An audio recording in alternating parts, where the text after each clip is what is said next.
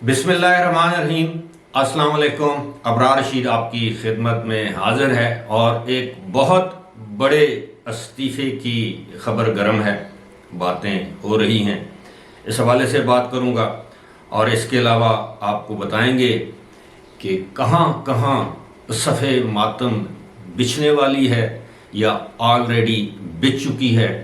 اور جس طرح آپ سب جانتے ہیں کہ اس وقت حکومت اور عدلیہ بالکل ٹکراؤ تصادم کے راستے پر گامزن ہیں، بالآخر فتح کس کی ہوگی، شکست کس کی ہوگی، لیکن ایک بات طے ہے کہ اس میں نقصان ریاست پاکستان کے عدالتی نظام، پاکستان کے آئین اور پاکستان کے قوانین کا ہوگا۔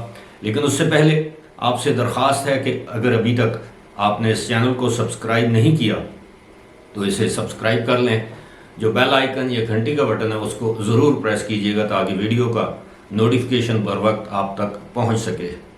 میں نے بات کی تھی بڑے استعفے کی، جی ہاں، اس وقت ایک ایسے استعفے کی بات چل رہی ہے، بلکہ خبر گرم ہے، دباؤ ہے chief justice of Pakistan justice جناب عمر عطا بندیال کے اوپر کہ وہ اپنے عہدے سے مستعفی ہو جائیں، اور یہ دباؤ حکومت کی جانب سے بھی ہے۔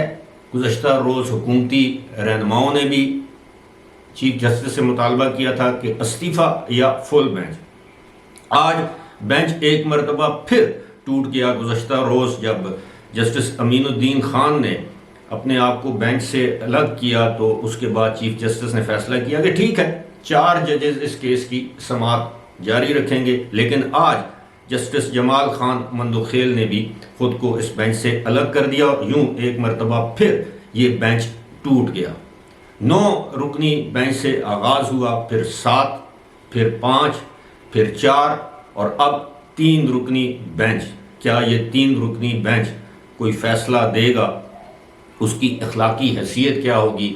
اس کو کوئی مانے گا یا نہیں مانے گا؟ اب چیف جسٹس پر دباؤ ہے، دباؤ یہ ہے کہ وہ مستعفی ہو جائیں۔ یہاں تک کہ انصافی صحافی کامران خان نے بھی اب چیف جسٹس سے مستعفی ہونے کا مطالبہ کر دیا ہے۔ اس کے علاوہ آج جب جسٹس جمال خان مندوخیل نے اپنے آپ کو بینچ سے الگ کیا، یعنی ریکیوز کیا، تو انہوں نے ایک دعا کی کہ اللہ تعالی ہمارے اس ادارے پر رحم کرے۔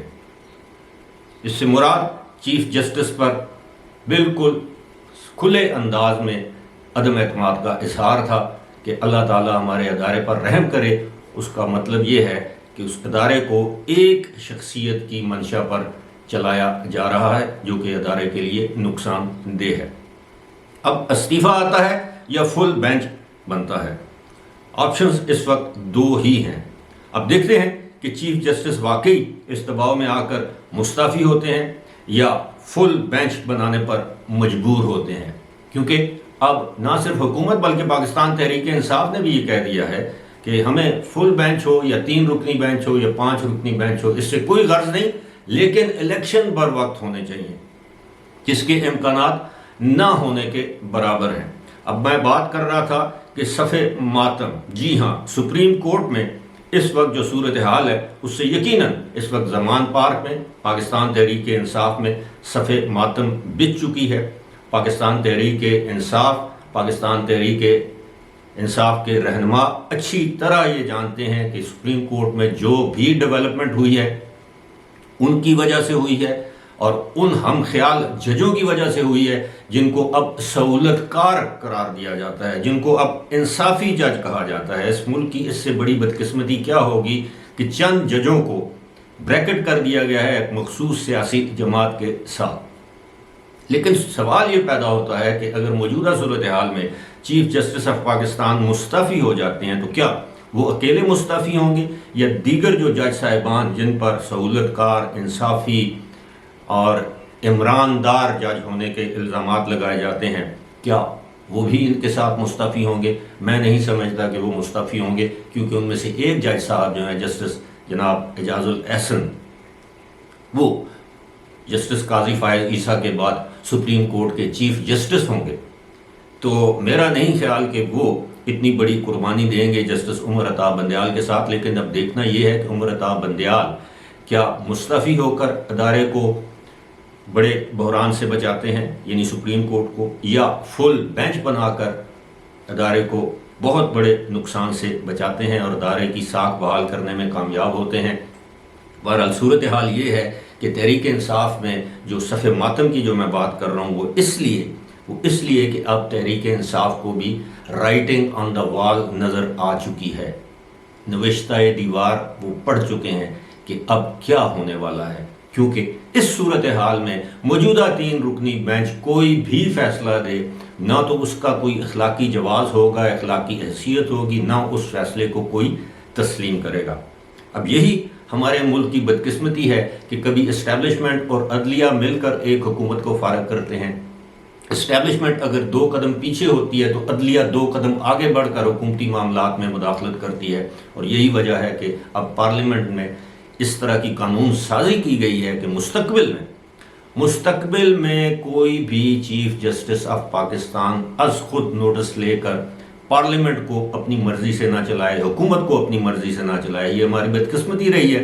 افتخار محمد چودھری کے دور سے جو معاملات شروع ہوئے، آپ نے دیکھا کہ چیف جسٹس جیسے عہدے پر براجمان جو معزز شخصیات تھیں، انہوں نے کیا کچھ نہیں کیا۔ کوئی ڈیم بنانے نکل پڑا، کوئی صاف پانی کے پیچھے چل پڑا، کسی نے خاندانی منصوبہ بندی کو اپنا جو ہے وہ ایجنڈے پر رکھ لیا کہ یہ ملک میں خاندانی منصوبہ بندی کیسے ہو، آبادی کو کیسے کنٹرول کیا جائے۔ کوئی ہسپتالوں پر چھاپے مارنا، کسی نے ہسپتالوں پر چھاپے مارنے شروع کر دیے، کسی نے